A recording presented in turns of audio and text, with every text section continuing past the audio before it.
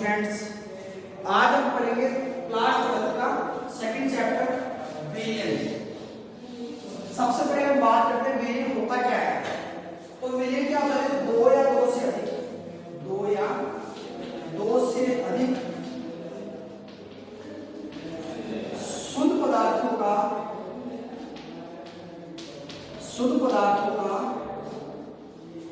समांगी मिश्रण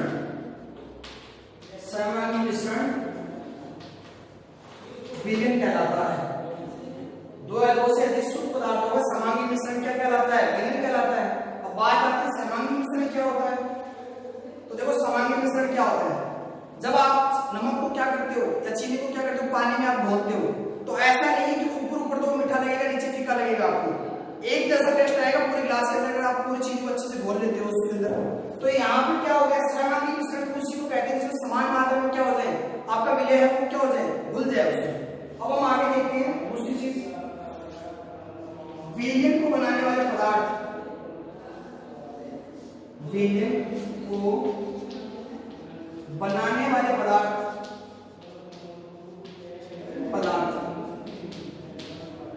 को घटक या अवयव कहते हैं।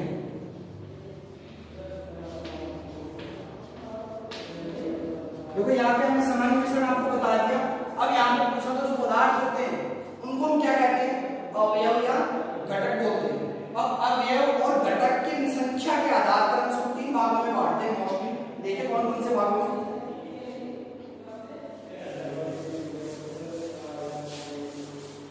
किसके आधार पर बांटते हैं? तो अवयव की संख्या के आधार पर, अवयव की संख्या के आधार पर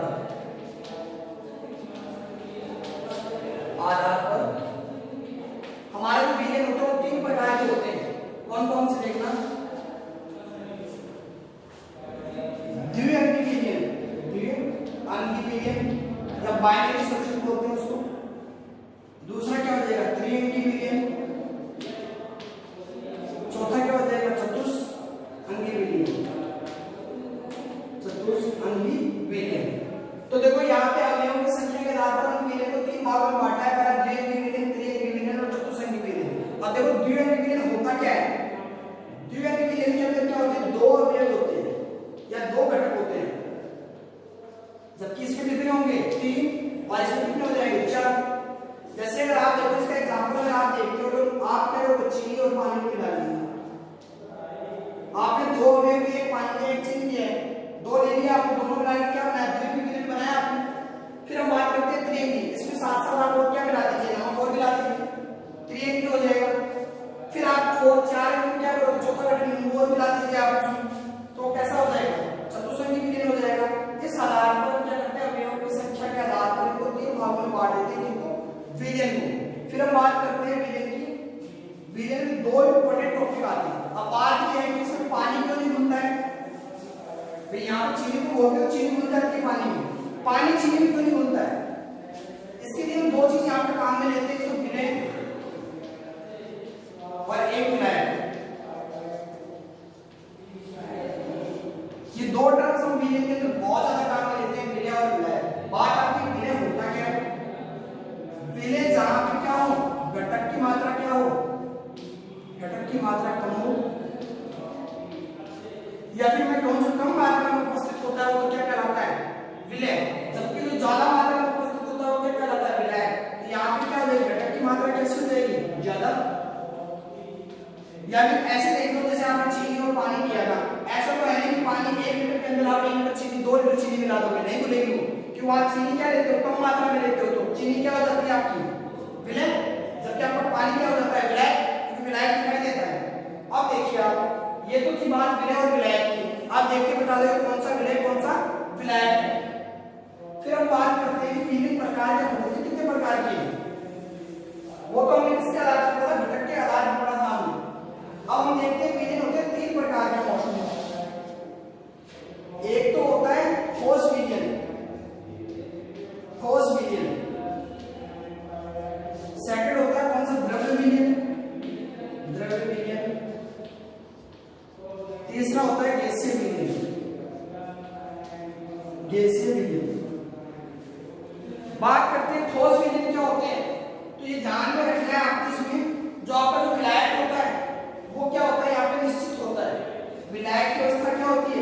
विलायक की अवस्था,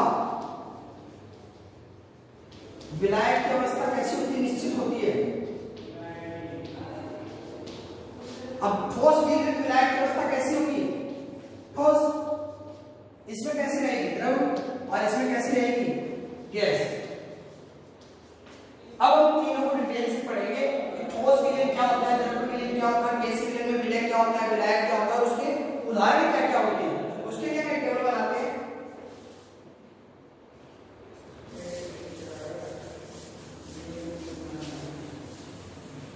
तो सबसे पहले अगर बात करें तो हमने लिया यहाँ पे ठोस विलयन। यहाँ पे मैं लिख देता हूँ विलयन का प्रकार। ठोस लिया यहाँ पे मैंने। यहाँ पे मैं क्या दूंगा? विलय। एक कॉलम किसका बना दूंगा? विलय का। दूसरा किसका बना दूंगा? विलायक का। और तीसरा किसका बना दूंगा? उदाहरण का। तो उदाहरण क्या क्या होते हैं उसमें। सबसे पहले बात कर रहा हूं ठोस विलयन की। अब देखिए मैंने कहा था विलायक तो कैसे होते हैं? फिक्स रहेगी उसकी अवस्था। तो इसकी अवस्था विलयन में ठोस है तो ठोस विलयन की अवस्था कैसे रहेगी? ठोस, ठोस और ठोस। विलायक अवस्था क्या है? तीनों ठोस है। अब यहाँ देखो विलय, इसके अंदर हम क्या बोल सकते हैं? ठोस पदार्थ को बोल सकते हैं, द्रव्य को क्या कर सकते हैं? विलय कर सकते हैं, और गैस को क्या कर सकते हैं? विलय कर सकते हैं।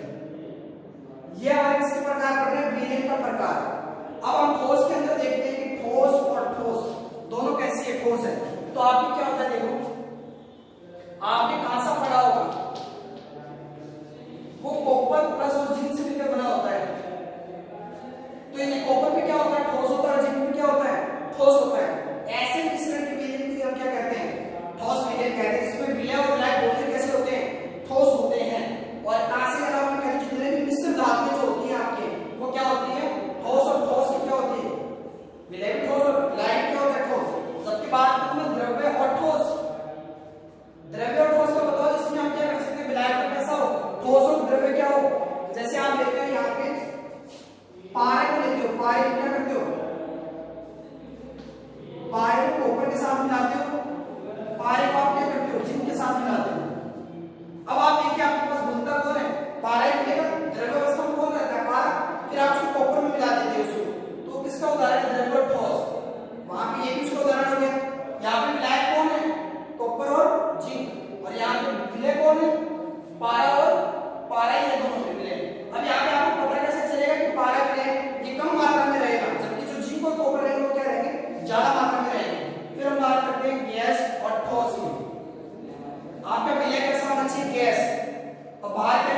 और विलायक क्या होना चाहिए आपका? ठोस। तो ऐसा एग्जांपल बताइए आप जहां पे क्या हो? गैस में विलय हो और ठोस क्या हो? आपका विलायक हो। तो उसके लिए हमारा एग्जांपल आता है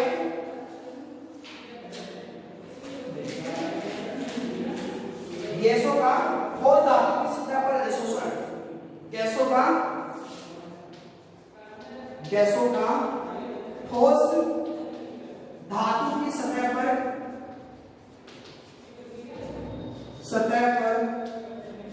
अधिशोषण। ये तो एक परिभाषा हो गई कि यहाँ पे ठोस क्या करती है? ठोस पदार्थ गैसों को क्या करती है? ठोस धातु अधिशोषण कर लेती है, उसको एब्जॉर्ब कर लेती है या फिर कहते हैं सोख लेती है। जैसे आपने पढ़ा होगा कि हाइड्रोजन जो गैस होती है वो क्या करती है?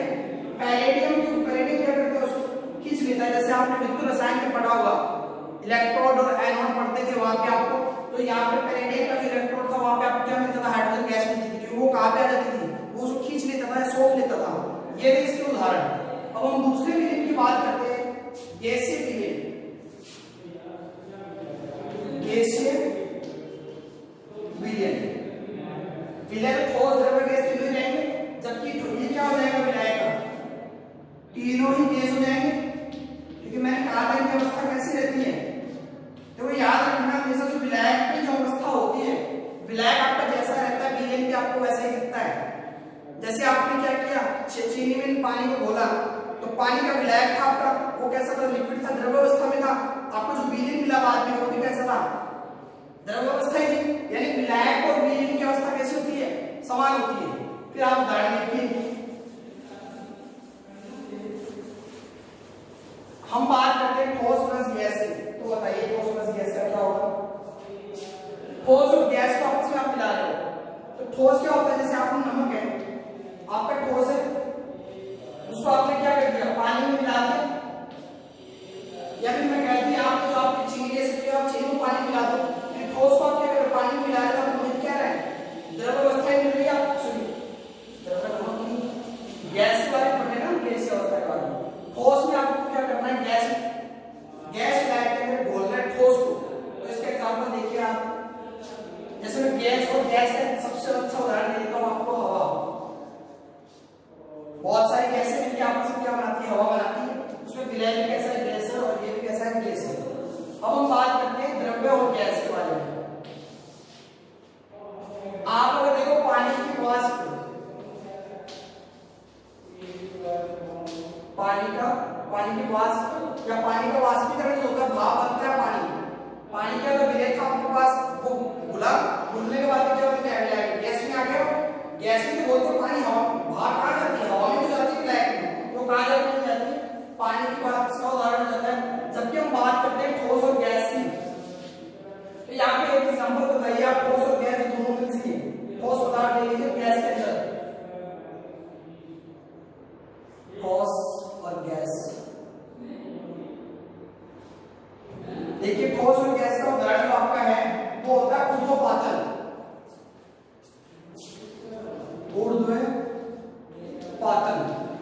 जैसे आपका कपूर है, आयोडीन है, अमोनियम क्लोराइड है।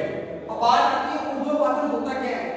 देखो ऊर्ध्वपातन उसको कहते हैं जहां पे आप उसको गर्म करते हो ठोस को, तो तुरंत किसमें कन्वर्ट हो जाता है, गैस अवस्था में कन्वर्ट हो जाता है। जैसे आप कपूर को ले जाके आप गैस में क्या कीजिए, गर्म कीजिए, तो पानी नहीं बनेगा, वो सीधा किसमें कन्वर्ट हो जाएगा, गैस में तो उठने लगेगा। तो ऐसे पदार्थ को क्या कहते हैं, ऊर्ध्वपातन। तो कपूर वगैरह किसके उदाहरण है, ठोस और गैस के। अब बात करते हैं थर्ड विलयन की, द्रव्य विलयन।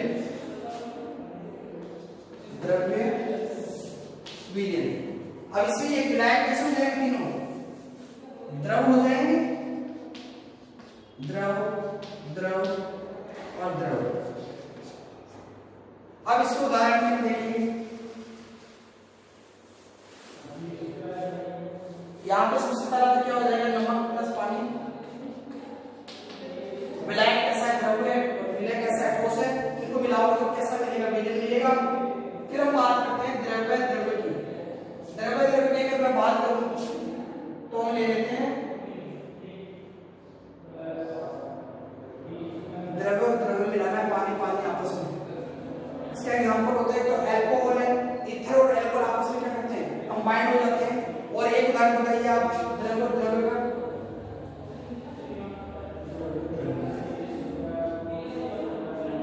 अल्कोहल ईथर में डिसॉल्व होता है ना, अल्कोहल वाटर में, ठीक है, अल्कोहल प्लस वाटर। अल्कोहल क्या होती है आपकी, जिसको आप सामान्य भाषा में दारू बोलते हो, हमेशा ध्यान में रखना, जो मैथिल अल्कोहल होती है वो नहीं पी जाती, मैथिल अल्कोहल होती है उसको आप पीने का प्रयास करते हो, क्योंकि मैथिल अल्कोहल कैसे जहरीली होती है, उसको आप पी नहीं सकते। ये किसका एग्जांपल, आपको पानी में अगर आप क्या करते हो, आप देखते हो तो पैक बनाते हो, क्या करते हैं, पानी मिलाते हैं, ये आपस में दोनों कैसे होती है, विलय होती है। ये देखो ये भी विलयन है और ये भी विलयन है, दोनों विलयन हो गए। फिर हम बात करते हैं गैस और द्रव्य। अब घोलना किसको है, गैस को घोलना है, इसमें पानी के अंदर या द्रव्य के अंदर। तो इसका सबसे अच्छा उदाहरण आपका सोडा वाटर। आपने Pepsi Coca Cola Thums Up पी होगी, जैसे आप उसको ढक्कन ओपन करते हो आपको गैस बाहर निकलती है, उस पे हाई प्रेशर से उसको क्या मिलाई जाती है, कार्बन डाइऑक्साइड मिलाई जाती है। इसीलिए कहते हैं वो नुकसानदायक होती है हमारे लिए। तो उसमें क्या करते हैं, गैस मिलाई जाती है, कार्बन डाइऑक्साइड। जब भी कार्बन डाइऑक्साइड को हम क्या करते हैं, सांस के द्वारा बाहर निकालते हैं, तो हमारे लिए नुकसानदायक होती है। उसमें चीनी बहुत ज्यादा मात्रा में मिलाई जाती है, तो भी हमारे लिए नुकसानदायक होती है। और एक होता है अमोनिकृत जल।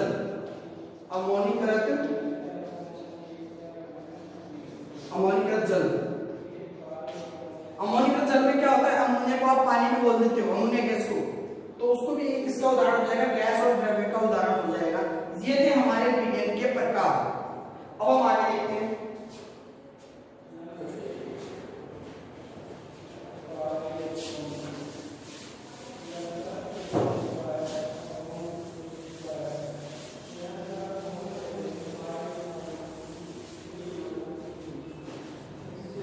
अगला टॉपिक हमारा सांद्रता की इकाइयां। सांद्रता की इकाइयां, जो सांद्रता की क्रिया में सबसे पहले बात आती है सांद्रता किसको कहोगे आप? देखो सांद्रता कुछ नहीं होती, आपके पास विलयन में क्या होते हैं, विलय और विलायक होते हैं। तो विलायक की संख्या कितनी है विलायक के या विलयन के अंदर, उसी को आप क्या कहोगे, सांद्रता कहोगे। जैसे मैं आपको एग्जांपल देता हूं, देखो विलय की संख्या कितनी है। आपने दो चीज और पढ़ी थी, तनु और सांद्र। तनु और सांद्र, तनु का मतलब पतला और सांद्र का मतलब गाढ़ा। जैसे मान लो आपने क्या किया, चीनी बहुत सारी चीनी मिला दी एक गिलास में, वो क्या होती है, गाढ़ा घोल बना लेंगे। जैसे चाशनी आप बनाते हो, गाढ़ा घोल रहता है, उसमें पानी क्या रहता है, कम रहता है, चीनी क्या रहती है, ज्यादा रहती है, तो वो कैसा विलयन है, सांद्र विलयन है। जबकि अगर बात करें आप तनु विलयन तो उसमें पानी क्या रहता है, ज्यादा मात्रा में रहता है, तो कैसा हो जाता है, तनु। तो ये किसकी संख्या को डिफाइन करती है, विलय की संख्या, या विलय की संख्या कितनी उपस्थित है विलय, मतलब जितनी मात्रा में विलय उपस्थित है विलय में, उसी को आप क्या कहोगे, उसकी सांद्रता। अब इसको हम अलग अलग इकाइयों में मापते हैं, इसको सांद्रता को। उसमें सबसे पहले आती है मोलकता। मोलकता की क्या, मैं सबसे पहले आपको बताता हूं द्रव्यमान प्रतिशत। द्रव्यमान प्रतिशत, द्रव्यमान प्रतिशत में भी हम क्या करते हैं, इसकी सांद्रता को मापते हैं। कैसे, देखो मैं इसको डिनोट करता हूं, small w upon capital W। आपको क्या निकालना है, द्रव्यमान प्रतिशत निकालना है। ये बराबर होता है, द्रव्यमान निकालना है आपको, तो किसका आ जाएगा, विलय का द्रव्यमान, विलय का द्रव्यमान बटे विलयन का द्रव्यमान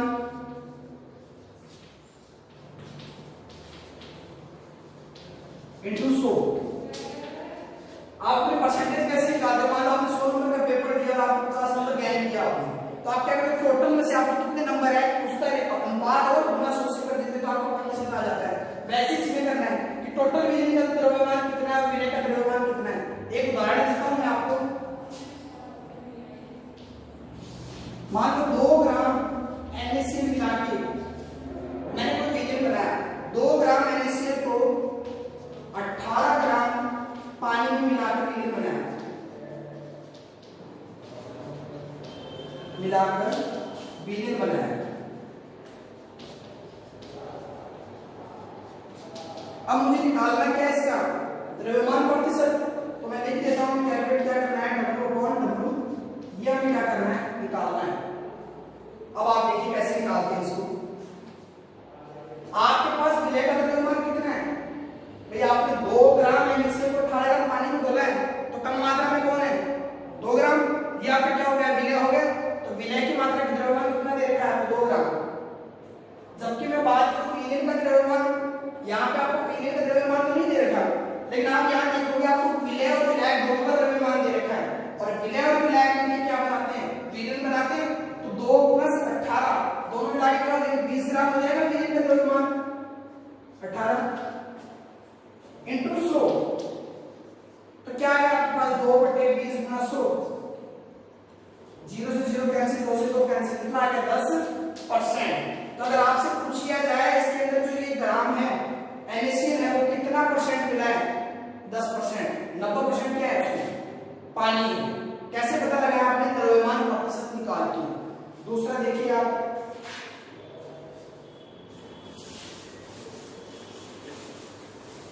फिर देखिए आयतन प्रतिशत। क्या देखेंगे, आयतन प्रतिशत। आयतन प्रतिशत, आयतन प्रतिशत, इसको हम कैसे लिखेंगे, स्मॉल v बटे कैपिटल V परसेंटेज। उसको मास बाय मास लिखा था, किससे, W से। W का मतलब वेट, वेट का मतलब क्या होता है, द्रव्यमान, और यहाँ पे वजन का मतलब क्या होता है, आयतन। अब देखिए मैं यहाँ पे क्या लिखूंगा, विलय का आयतन, विलय का आयतन बटे विलयन का आयतन, विलयन का आयतन इनटू 100।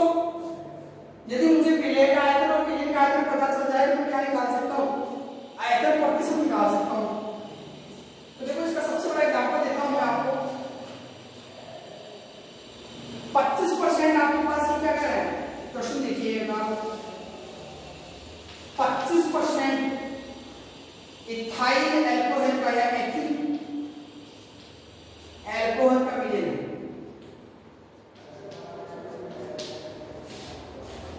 है।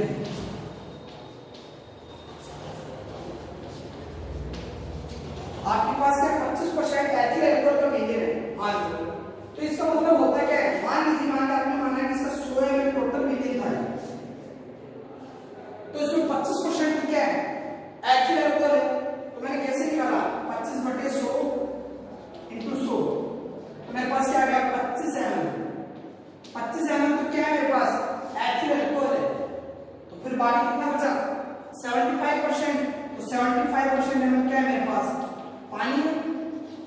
तो ये तो है, इसमें ये क्या है एथिल अल्कोहल है। देखो ध्यान रखने वाली बात ये मैंने कब निकाला है, जब मैंने इसको विलयन क्या माना 100 ml मान लिया पूरे को कि पूरे का आयतन कितना था 100 ml था, तो 25% में क्या था उसमें एथिल अल्कोहल, तो उसका 25% निकाल लिया। यदि अगर मैं यहाँ 1000 ml कर देता कि मान लो पूरे विलयन का आयतन कितना 1000 ml है, तो फिर मैं यहाँ क्या करता, फिर यहाँ पे जो नीचे दे रखा है उसमें क्या कर देता 1000 से कर देता, क्योंकि वहां मुझे इसमें से निकालना था 1000 का 25% निकालना, तो क्या करता है यहाँ पे ये 1000 है हमारा, इसका 25% निकालता है 25/100, तो कितना आता 250 ml। तो हम क्या कह देते हैं 250 ml क्या इसमें एथिल अल्कोहल है, जबकि 750 ml क्या बचता फिर हमारे पास पानी। कैसे निकाला परसेंट निकाल लिया मैं, जितना भी उसका टोटल मिल था उसके अकॉर्डिंग, अभी कितना भी हो सकता है उसके अकॉर्डिंग आप उसका परसेंटेज निकाल लोगे। तीसरा देखो द्रव्यमान आयतन प्रतिशत क्या है, द्रव्यमान आयतन प्रतिशत, द्रव्यमान तीसरा लास्ट द्रव्यमान आयतन प्रतिशत। तो सबसे पहले हम ले लेंगे W अपॉन की परसेंटेज। इसका एग्जांपल देखिए, आप देखो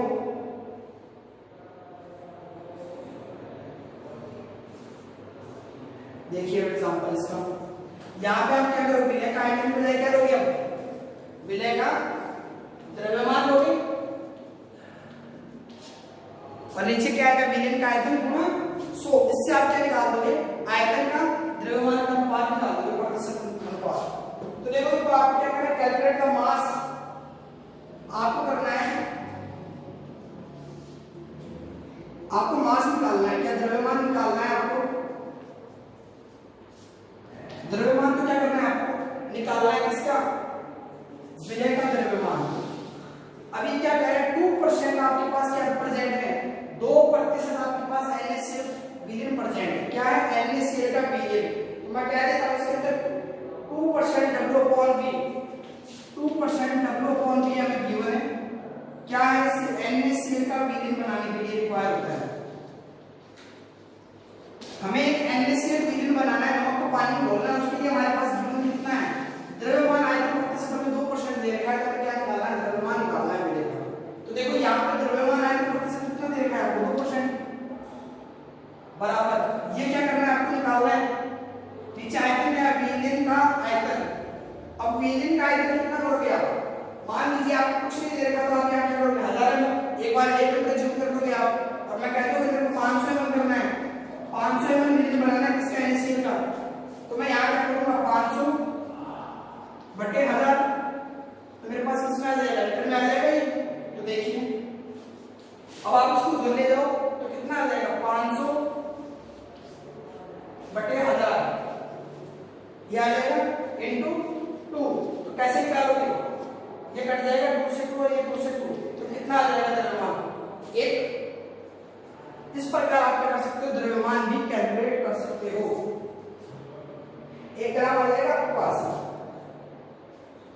तो 1 ग्राम अगर आप यहाँ 500 ml बना रहे हो ना तो प्रतिशत निकाल रहे हो आप, तो इनटू 100 भी तो करोगे ना आप, ये 200 अब निकालो आप यहाँ पे देखो 100/500 है, उधर जाएगा तो क्या हो जाएगा 500/100 इंटू 2, 2 0 से 2 0 कैंसिल 10 ग्राम, तो कितना है आपके पास द्रव्यमान मिलेगा 10 ग्राम।